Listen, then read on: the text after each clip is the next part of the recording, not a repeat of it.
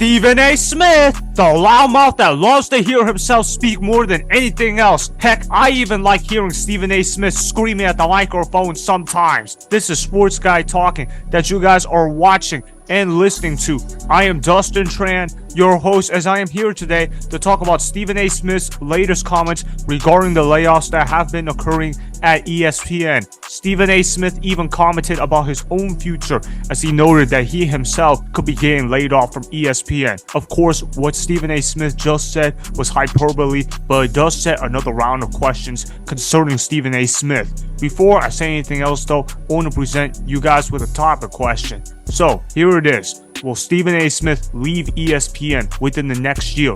And honestly, I could totally see that happening. I know a lot of people might be saying, how could ESPN get rid of Stephen A. Smith? He's the face of their network. And what I have to say to that comment is, ESPN's not going to go ahead and fire him. ESPN would never lay off Stephen A. Smith. You know why ESPN would never lay off Stephen A. Smith? Because Stephen A. Smith is the only success story that has come out of ESPN within the last decade. When you talk about most of these firings from ESPN, most of them have been embarrassing failures, or they are older white men that aren't necessarily trying to be the star of the show. They're just here to talk about NFL news or NBA news or whatever sport that they're covering. They're not necessarily here to be the star of that show. But Stephen A. Smith is a personality kind of guy. Stephen A. Smith is the star of ESPN. Stephen A. Smith has been the face of First Take. He's been on First Take in what feels like it's been forever.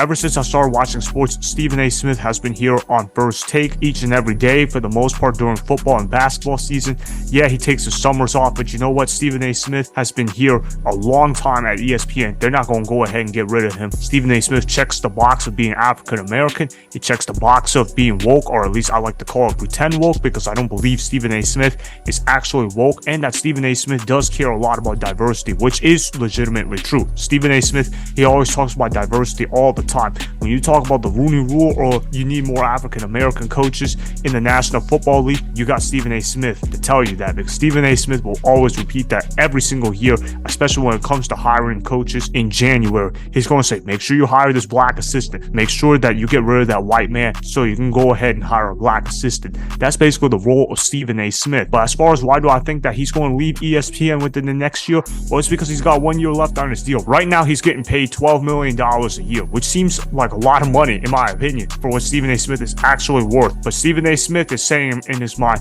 hey, I could be getting underpaid right now, because when I signed that deal, I was supposed to be the highest paid TV personality on ESPN. Now I'm no longer the highest paid TV personality on ESPN, because guys like Joe Buck, Troy Aikman, and Pat McAfee have surpassed me. And you don't think Stephen A. Smith's ego is that huge to the point where Stephen A. Smith is going to be saying, I want to be the highest paid member on ESPN.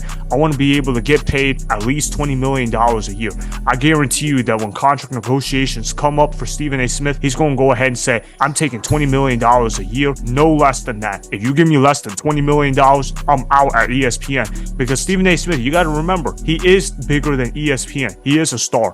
Most woke people in society, we always say that they're embarrassing failures, but Stephen A. Smith is not an embarrassing failure. In fact, I would call Stephen A. Smith a successful person. I think Stephen A. Smith is great at drawing business and drawing ratings. I think Stephen A. Smith certainly makes sports more interesting to listen to. And I know some of the old heads are probably going to go ahead and disagree with me, saying that Stephen A. Smith is just a glorified race baiter that shouts at the camera every chance they get. But I really think Stephen A. Smith is insightful. I really think Stephen A. Smith does a good job using his theatrics to get people interested in watching his show. Stephen A. Smith knows how to yell at the right time. He knows how to change his volume. He knows how to use his voice inflection really well. You got to give Stephen A. Smith credit for that. And Stephen A. Smith has gotten people to watch Woke Take. That's something that I call for First Take, because all the members on First Take are typically woke. That's typically their assignment. Look no further than Kendrick Perkins, how Kendrick Perkins turned himself into a grade A wokester right there at ESPN. Remember the time where he said Nikola Jokic should not be winning the MVP because he's white, and that all MVPs in the NBA should be African American. Okay, he didn't say it quite like that, but he basically said it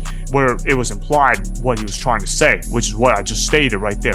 But when you talk about Stephen A. Smith, he could be saying, man, I work on all these different shows. I work on First Take 5 days a week. I go on NBA Countdown for the regular season and the postseason. I work both pregame and postgame. I'm also a guest on Sports Center, so I can give my takes whenever something big happens. But then I'm also doing Stephen A's World, which is another show that he is doing. Now that one, that's not necessarily affiliated with ESPN. That's just his own podcast. But the point is, Stephen A. Smith is working a lot of hours and a lot of jobs. And you don't think Stephen A. Smith is saying, saying, damn, I'm getting underpaid right now at ESPN, because I'm looking at what Troy Aikman is getting paid. He's getting paid $18.5 million a year reportedly, so he can only commentate once a week during football season. Otherwise, he doesn't really work for ESPN during the off season. I think he sees Joe Buck, the other guy on ESPN commentary for Monday Night Football. He's getting paid $50 million a year just to call games once a week during football season. Other than that, don't work for the network. But you got Stephen A. Smith, who's working really hard at his job, who's working a lot more hours, and yet he's only getting paid $12 million a year. And don't forget about the fact that Pat McAfee is getting paid $17 million a year.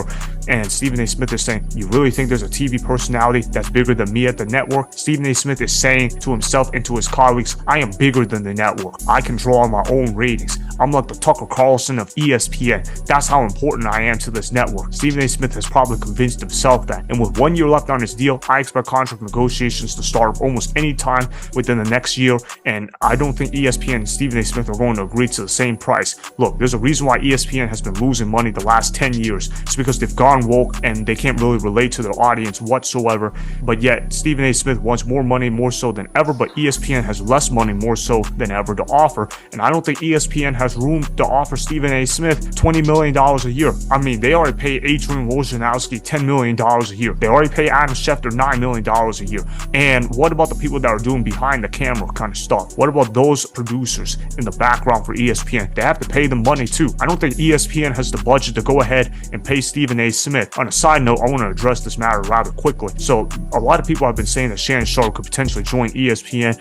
I can't see it happening though, because ESPN, they lost over $30 million in revenue, and there's no way they can go ahead and hire Shannon Sharpe, especially after the contract that they committed to Pat McAfee. If anything, the layoffs at ESPN are not done. That's why they had to fire Jeff Van Gundy. That's why they had to fire Jalen Rose, who somehow wasn't woke enough to stay at ESPN. That's actually a scary thought that I just stated right there, because Jalen Rose is plenty woke. But the fact that Jalen Rose was fired for not being woke enough at ESPN, that can just tell you, man, there's a lot more wokesters out there at ESPN. But Stephen A. Smith, the reason why ESPN doesn't get rid of him is because Stephen A. Smith at least draws in ratings. They play a production tolerance kind of game with Stephen A. Smith. Stephen A. Smith draws in ratings. They don't really care about the fact that he's not woke. And Stephen A. Smith has made comments in the past and recently on his own about how ESPN, they need to take care of him sooner rather than later, and that he could be next in the layoffs. And he always insulates at least once a year. And now it's getting more frequent that, hey, they need to go ahead and back up the Brinks, and that they need to go ahead and pay me the money and pay me what I'm worth, because he keeps talking about how all these guys are getting paid X amount of money, X amount of dollars, and you can tell that he clearly feels agitated. And when you can tell when someone is not comfortable with their work, you know that a divorce is going to be imminent, and it's going to be coming along sooner rather than later. And it's like that in relationships too. It's not just work. It's about boyfriend and girlfriend kind of stuff, right? When you know that you're not really in it with your girlfriend, what do? You want to initiate the breakup because you know that things are just not going to work out. You see the writing on the wall.